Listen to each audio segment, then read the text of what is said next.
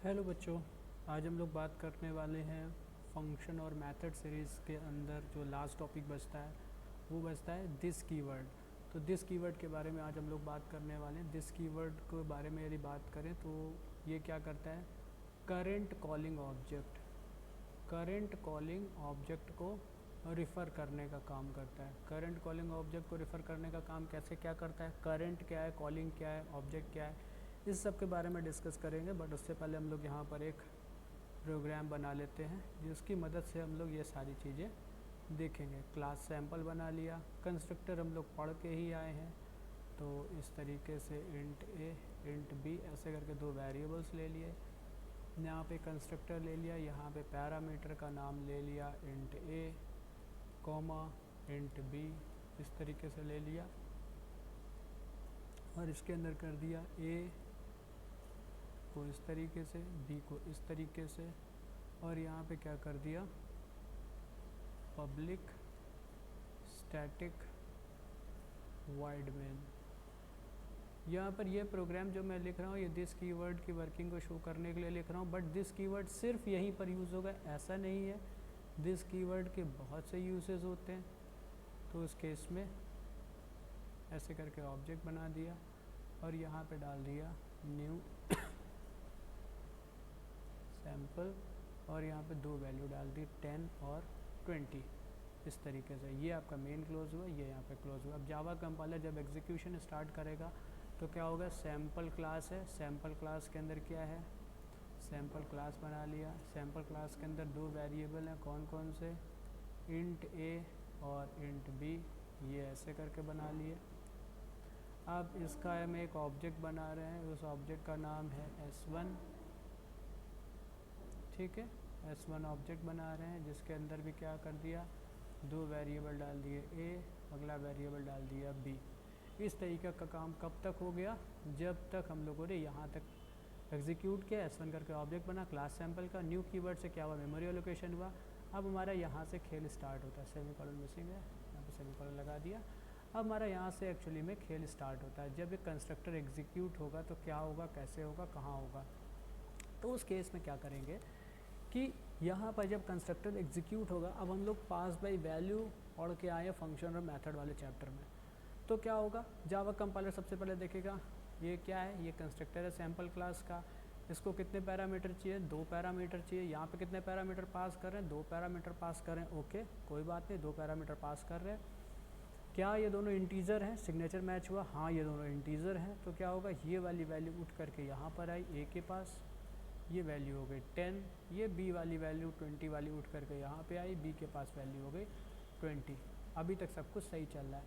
अब यहाँ पर बात को समझिएगा, ये जो दोनों वेरिएबल हैं, ये वाले इंट ए और इंट बी, ये क्या है, पैरामीटर वाले वेरिएबल है। मतलब जब क्लास सैम्पल एग्जीक्यूट होगा कंस्ट्रक्टर, तो ऐसे करके एक वेरिएबल बन गया जिसका नाम ए है, इसके अंदर वैल्यू इंटीजर की स्टोर हो सकती है, ये वेरिएबल नेम बी है, इसके अंदर वैल्यू इंटीजर की स्टोर हो सकती है, इसके अंदर आ गया 10, इसके अंदर आ गया 20, ऐसे करके स्टोर हो गया।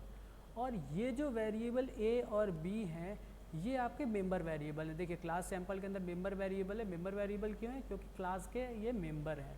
तो ये सैम्पल के अंदर ये मेंबर वेरिएबल है ए और बी। जब ऑब्जेक्ट S1 बताया तो ए और बी दोनों कॉपी हो गए।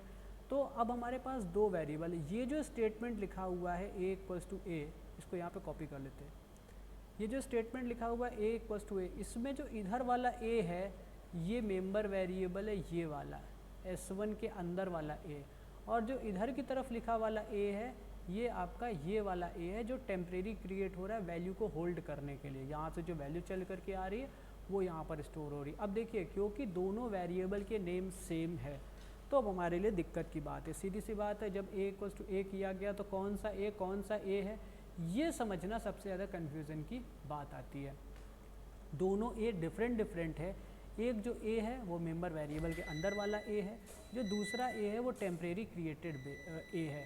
तो उस केस में क्या होगा, उस केस में हमारे लिए क्वेश्चन आया कि अब हमको क्या करना पड़ेगा और कैसे करना पड़ेगा इस कन्फ्लिक्ट को अवॉइड करने के लिए। तब यहाँ पर यूज़ आता है दिस कीवर्ड का। पहले नंबर पे यहाँ पे लिख देते हैं, उसके बाद समझते हैं दिस कीवर्ड से होगा क्या। दिस डॉट ए, फिर यहाँ पे आया दिस डॉट बी। अभी हम लोगों ने प्रीवियस पेज पे कहा है दिस क्या होता है, करंट कॉलिंग ऑब्जेक्ट को रिफ़र करता है। अब ये करंट कॉलिंग ऑब्जेक्ट क्या है, ये क्लास सैम्पल है, ये कॉल कब हो रही है, क्लास सैम्पल किस ऑब्जेक्ट के लिए कॉल हो रही है, किस ऑब्जेक्ट के क्रिएशन में ये कॉल हो रही है, S1 ऑब्जेक्ट के क्रिएशन में कॉल हो रही है।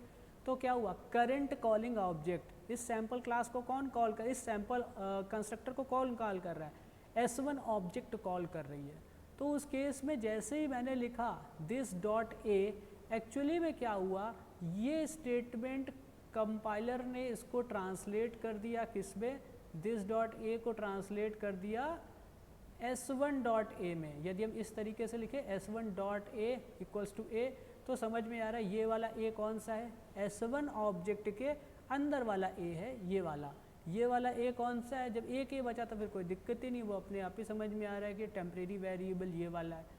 तो उस केस में क्या हुआ, दिस कीवर्ड को जैसे ही हम लोगों ने लिखा इस स्टेटमेंट को this dot A equals to a, this dot a, this यहाँ पे क्या काम कर रहा है, करंट कॉलिंग ऑब्जेक्ट का काम कर रहा है, करंट कॉलिंग ऑब्जेक्ट की तरह काम कर रहा है। तो यहाँ पे क्या करेंगे, दिस डॉट ए कंपाइलर ने ट्रांसलेट किया S1 डॉट ए।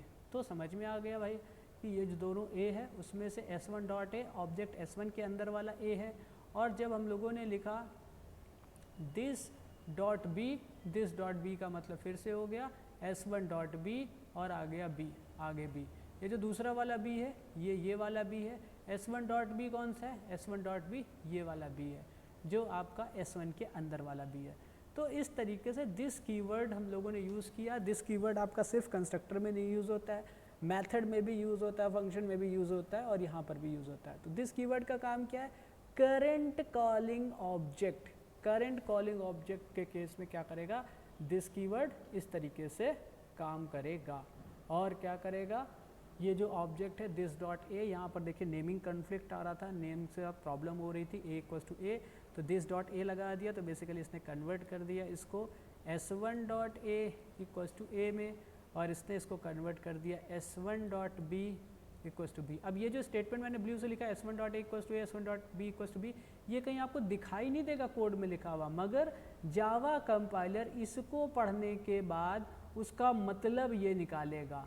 तो जावा कंपाइलर के दिमाग में किसी भी तरीके का जो कन्फ्यूज़न था कि कौन सा है वो हमारा दूर हो गया, किसकी मदद से, दिस कीवर्ड की मदद से।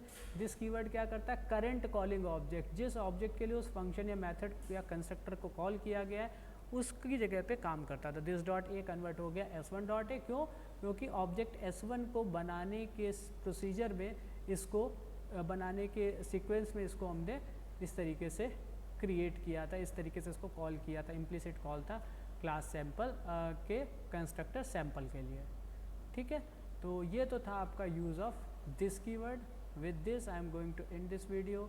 Thank you everybody. यदि आपका थोड़ा सा भी नॉलेज गेन हुआ है, please like, share and subscribe this. And if you have any doubts, कोई कमेंट, कोई टॉपिक आपको अलग से समझना है, अच्छा लग रहा है जो आपको समझना है the example, so please leave a comment. I will try to respond it as soon as possible. Thank you everybody.